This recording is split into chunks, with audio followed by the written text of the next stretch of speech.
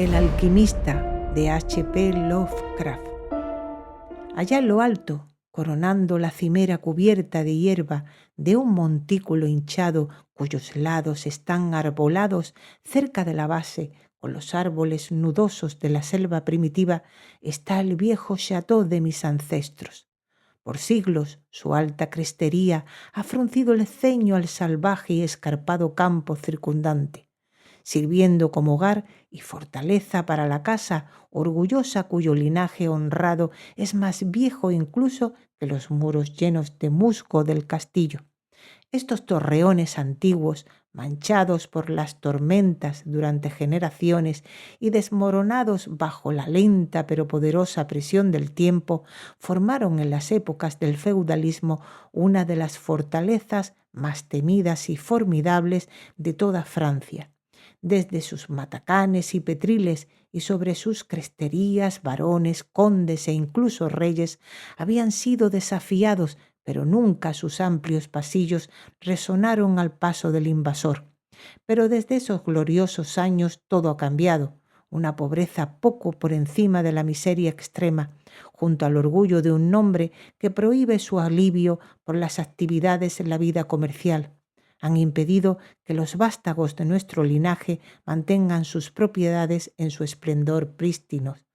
Las piedras desprendidas de los muros, la maleza de los parques, el foso seco y polvoriento, los patios mal pavimentados y las torres derrumbadas afuera, así como los suelos hundidos, los boiseries comidos por gusanos y los tapices descoloridos, todos cuentan un sombrío cuento de grandeza caída. A medida que pasaban las edades, primero una y luego otra, de las 4 grandes torres se dejaron en ruinas hasta que al final una sola torre albergó a los descendientes tristemente reducidos de que una vez fueron los poderosos señores de la finca.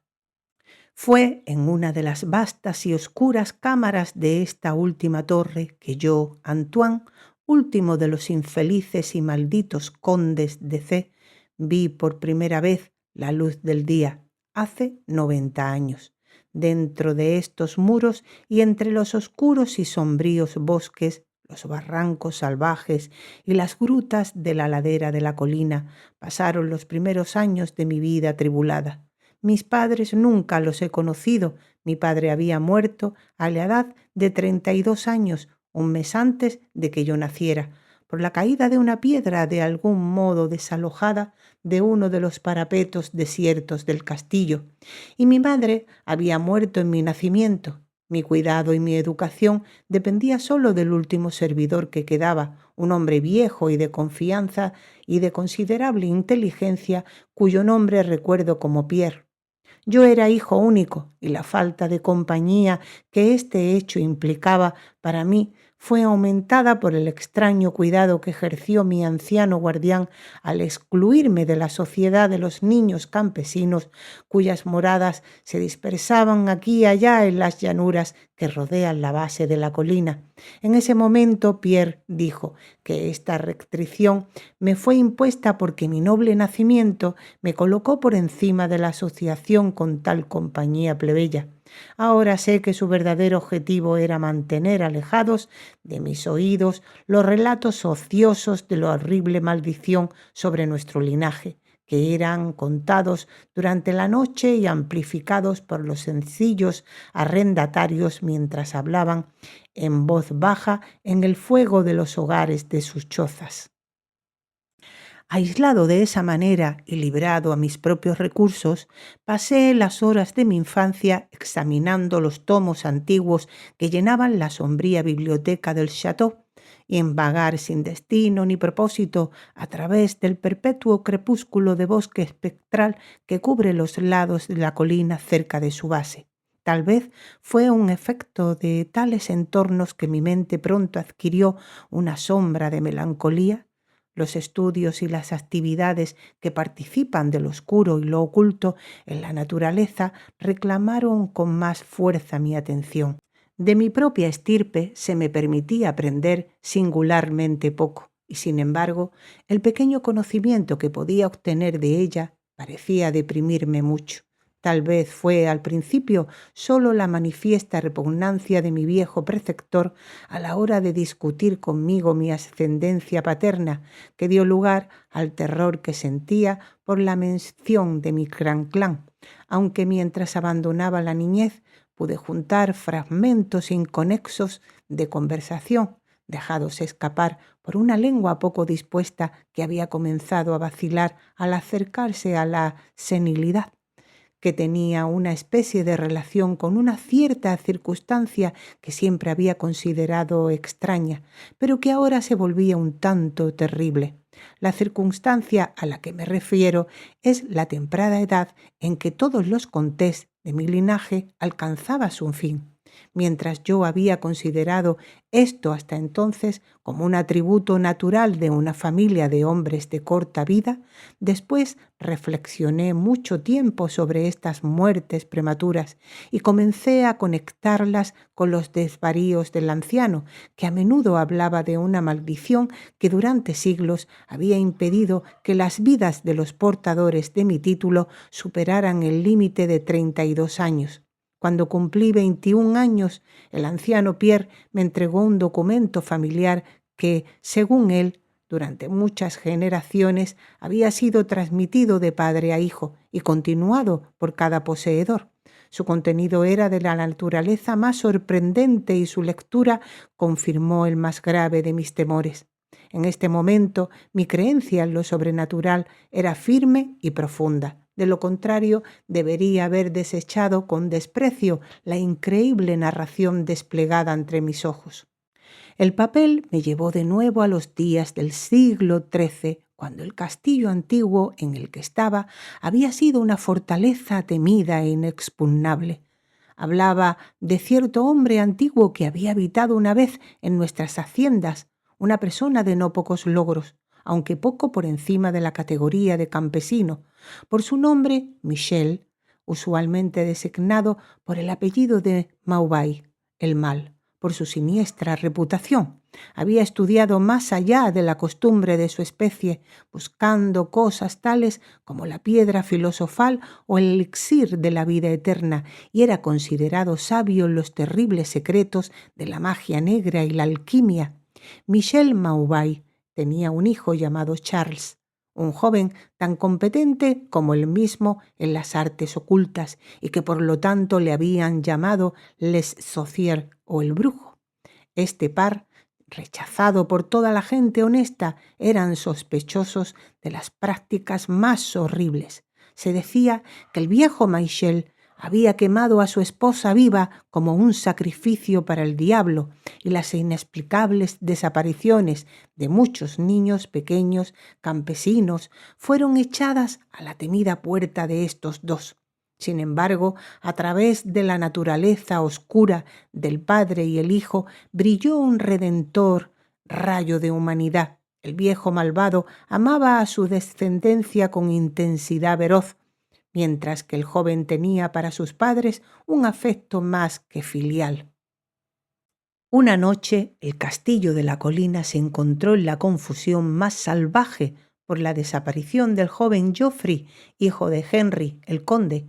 Un grupo de búsqueda, encabezado por el frenético padre, invadió la cabaña de los hechiceros y se encontró con el viejo Michel Maubay, ocupado en un caldero enorme y violentamente hirviendo. Sin ninguna causa, en la locura desenfrenada de la furia y la desesperación, el conde puso las manos sobre el anciano mago y antes de soltar su agarre asesino, su víctima ya había dejado de existir.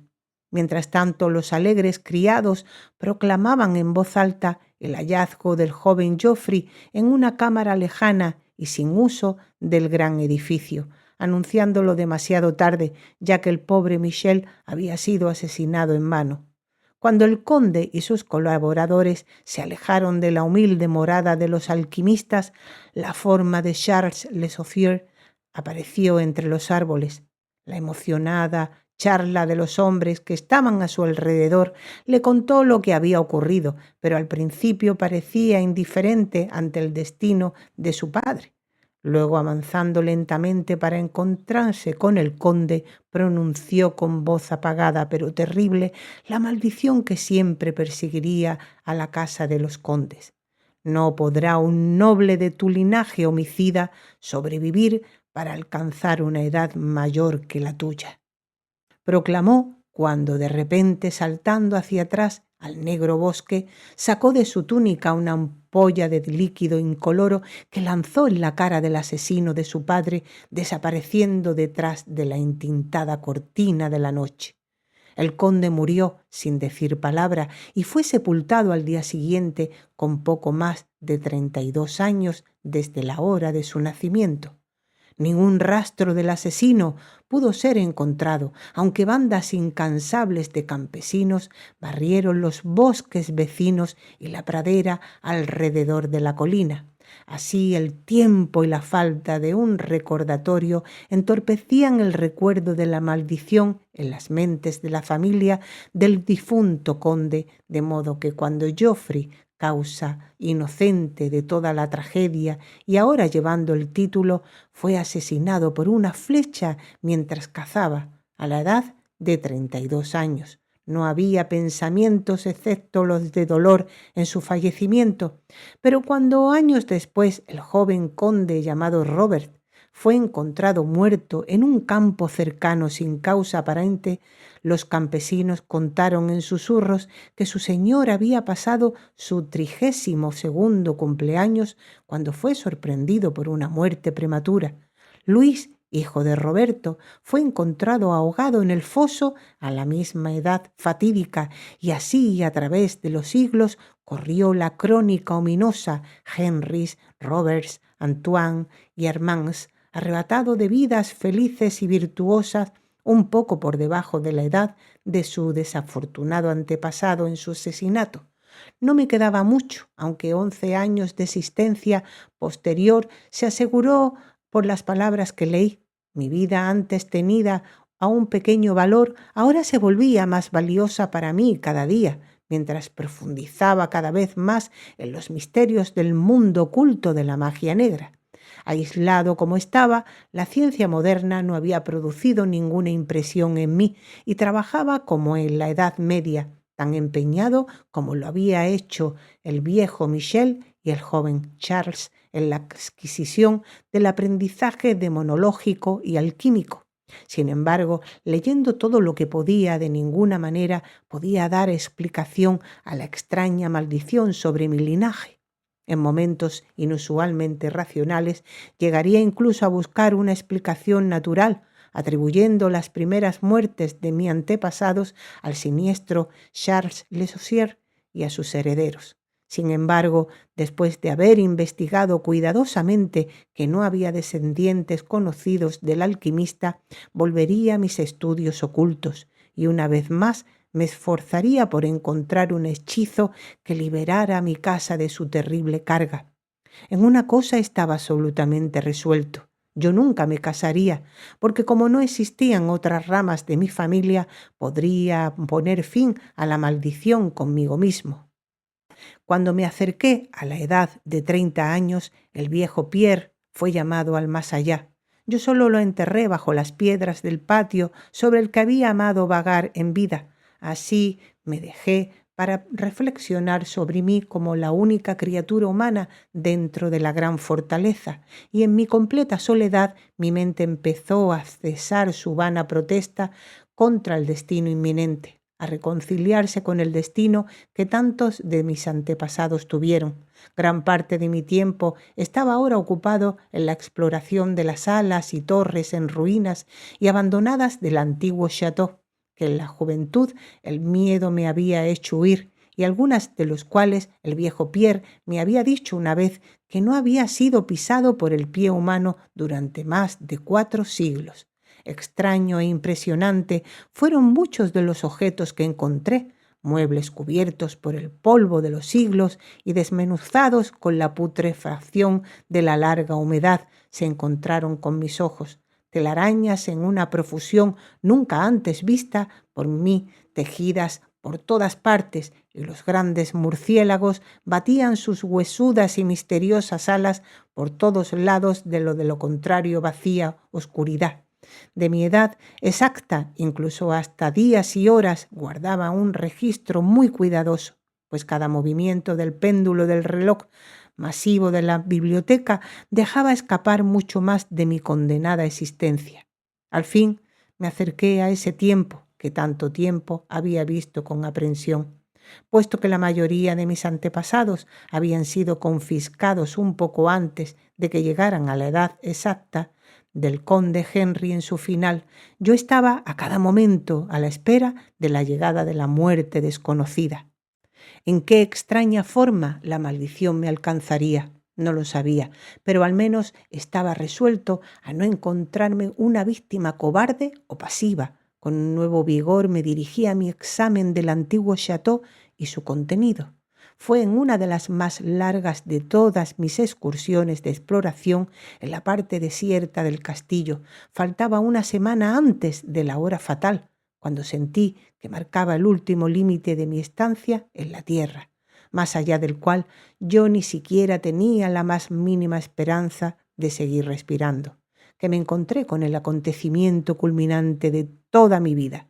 Había pasado la mayor parte de la mañana subiendo y bajando escaleras medio arruinadas en uno de los más dilapidados de los torreones antiguos. A medida que avanzaba la tarde, buscaba los niveles inferiores, descendiendo a lo que parecía ser un lugar medieval de confinamiento o un almacén excavado recientemente para la pólvora. Mientras atravesaba lentamente el pasadizo lleno de incrustaciones al pie de la última escalera, la pavimentación se volvió muy húmeda y pronto vi a la luz de mi antorcha parpadeante que una pared en blanco manchada de agua impedía mi viaje. Girando para volverme sobre mis pasos, mi mirada fue a parar a una trampilla con un anillo que yacía directamente debajo de mis pies. Hice una pausa. Tuve dificultad en levantarla, después de lo cual se reveló una abertura negra exhalando vapores nocivos que causaron que mi antorcha chisporroteara y revelando en la mirada vacilante la cima de un escalón de piedra. Tan pronto como la antorcha, que bajé a las profundidades repelentes, ardía libre y firmemente, comencé mi descenso. Los peldaños eran muchos y conducía a un estrecho pasadizo de piedra que yo supuse que debía estar muy por debajo del suelo. Este pasaje resultó de gran longitud y terminó en una gigantesca puerta de roble coteando con la humedad del lugar y resistiendo con firmeza todos mis intentos de abrirla. Cesando después de un tiempo mis esfuerzos en esta dirección, había retrocedido un poco hacia los escalones, cuando de repente sufrí una de las experiencias más profundas y enloquecedoras capaces de ser soportadas por la mente humana. Sin advertencia, oí cómo la pesada puerta tras de mí crujía lentamente sobre sus oxidadas bisagras. Mis sensaciones inmediatas son incapaces de analizar. Ser confrontado en un lugar tan completamente desierto como había considerado el antiguo castillo, con evidencia de la presencia de un hombre o un espíritu, produjo en mi cerebro un horror de la descripción más aguda. Cuando por fin me volví y me enfrenté la fuente del sonido, mis ojos debieron haberse salido de sus órbitas ante la escena que contemplaban. Allí, en la antigua puerta gótica, había una figura humana. Era el de un hombre vestido con un cervellier y una larga túnica medieval de color oscuro. Su cabello largo y su barba frondosa eran de un tono negro terrible e intenso y de profusión increíble. Su frente, más allá de las dimensiones usuales, sus mejillas profundamente hundidas y fuertemente forradas de arrugas, y sus manos largas como garras sinudosas eran de una blancura mortal como el mármol, como jamás he visto en el hombre. Su figura, inclinada a las proporciones de un esqueleto, estaba extrañamente doblada y casi perdida dentro de los voluminosos pliegues de su peculiar prenda. pero lo más extraño de todos eran sus ojos, cavernas gemelas de negrura abismal, profundo en la expresión de la comprensión, pero inhumano en grado de maldad. Estos estaban ahora fijados en mí, perforando mi alma con su odio y arraigándome al lugar en que me encontraba. Por fin, la figura habló con una voz profunda y lenta, que un frío me atravesó con un sordo vacío y latente malevolencia. El idioma en el que se vestía, su hablar, era esa forma degradada del latín en uso entre los hombres más eruditos de la Edad Media, y me fue familiarizado por mis prolongadas investigaciones sobre las obras de los antiguos alquimistas y demonologistas. La aparición habló de la maldición que había suspendido por mi casa, me habló de mi próximo fin, se ocupó del mal cometido por mi antepasado contra el viejo Michel Mauvais y se regodeó por la venganza de Charles Le Sorcier. Me contó cómo el joven Charles había escapado en la noche, volviendo después de años a matar a Geoffrey, el heredero, con una flecha justo cuando se acercaba a la edad que había tenido su padre durante el asesinato, cómo había regresado secretamente a la finca y se había establecido, ignorado, en la siempre desierta cámara subterránea, cuya puerta, ahora enmarcada al horrible narrador, como se había apoderado de Robert, hijo de Geoffrey, en un campo, forzó veneno por su garganta y lo dejó morir a la edad de 32 años, manteniendo así la vil aplicación de su vengativa maldición. En este punto me quedé a imaginar la solución del mayor misterio de todos, cómo se había cumplido la maldición desde aquella época en la que Charles Le Sorcier debió haber muerto según el curso de la naturaleza, pues el hombre divagó en un relato sobre los estudios de las profundidades alquímicas de los dos brujos, padre e hijo, hablando sobre todo de las investigaciones de Charles Le Sorcier sobre el elixir que debe conceder a quien lo toma la vida eterna y juventud. Su entusiasmo había parecido por el momento quitar de sus terribles ojos el odio que en un principio los había atormentado, pero de repente la mirada diabólica volvió y con un sonido inesperado como el seseo de una serpiente, el desconocido levantó una ampolla de cristal con la evidente intención de terminar mi vida como la había hecho Charles Le Sorcier 600 años antes, terminando con la de mi antepasado. Empujado por algún instinto conservador de autodefensa, rompí el hechizo que hasta entonces me había mantenido inmóvil y arrojé mi antorcha ahora moribunda a la criatura que amenazaba mi existencia. Oí como el frasco se rompía inofensivamente contra las piedras del pasadizo mientras la túnica del hombre extraño se incendiaba y alumbraba la horrible escena con un brillo espantoso. El grito de pánico y la malicia impotente emitida por el presunto asesino resultó demasiado para mis nervios ya sacudidos y caí sobre el suelo embarrado en un total desmayo. Cuando finalmente recobré el sentido, todo era terriblemente oscuro y mi mente, recordando lo que había ocurrido, se encogió ante la idea de contemplar más. Sin embargo, la curiosidad sobrepasó todo. ¿Quién, me pregunté, era este hombre del mal y cómo llegó dentro de las murallas del castillo? ¿Por qué debía buscar la venganza de la muerte del pobre Michel Mauvais? ¿Y cómo se había llevado a cabo la maldición a lo largo de los largos de los siglos desde los tiempos de Charles Le Sorcier? El temor de años se salió de mis hombros porque sabía que el yo había derribado era la fuente de todo mi peligro de la maldición, y ahora que estaba libre ardía con el deseo de aprender más de lo siniestro que había perseguido mi linaje durante siglos e hizo de mi propia juventud una larga pesadilla. Determinado en la exploración adicional, busqué en mis bolsillos el pedernal y el acero y encendí la antorcha no utilizada que tenía conmigo. En primer lugar, la nueva luz reveló la forma distorsionada y ennegrecida del extraño misterioso. Los horribles ojos estaban ahora cerrados. No me gustaba la vista. Me di la vuelta y entré en la cámara más allá de la puerta gótica. Aquí encontré lo que parecía un laboratorio de alquimistas. En una esquina había una inmensa pila de un brillante metal amarillo que brillaba magníficamente a la luz de la antorcha. Puede que fuera oro, pero no me detuve a examinarlo, pues me sentí extrañamente afectado por lo que había sufrido. En el extremo más alejado del apartamento había una abertura que conducía a uno de los muchos barrancos salvajes del bosque oscuro de la ladera. Lleno de asombro, pero ahora dándome cuenta de cómo el hombre había conseguido acceso al castillo, procedí a regresar. Había tenido la intención de pasar por los restos del extraño con rostro desviado, pero cuando me acerqué al cuerpo parecía oír emanar de él un débil sonido, como si la vida no estuviera todavía completamente extinguida. Horrorizado me volví para examinar la figura carbonizada y arrugada en el piso.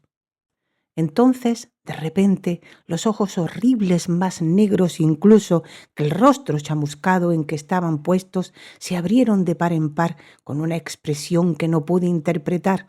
Los labios agrieteados trataron de enmarcar palabras que no podía entender. Capté una vez el nombre de Charles Le Saucier y de nuevo me imaginé que las palabras años y maldición salían de la boca retorcida. Sin embargo, fallé en encontrar el significado de su discurso entrecortado.